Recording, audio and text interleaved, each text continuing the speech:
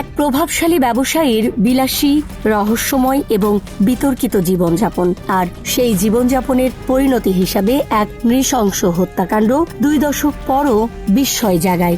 ঘটনাটি 2002 সালের 1 জানুয়ারির রাতে, যার কেন্দ্রবিন্দুতে ছিলেন রাজধানীর জুরাইনের আলম মার্কেটের কর্ণধার বিত্তশালী ব্যবসায়ী মোহাম্মদ আলম।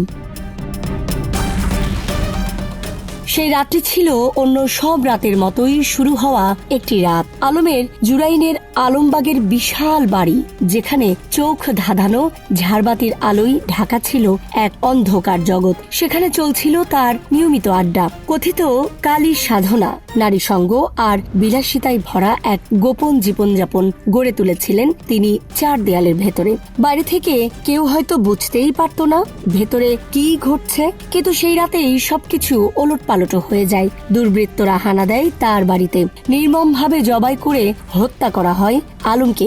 একই কায়দায় হত্যা করা হয় তার 3 সঙ্গিনী, কমলা, রহিমা ও সকিনাকে। তাদের বয়স ছিল 18 থেকে 25 বছরের মধ্যে।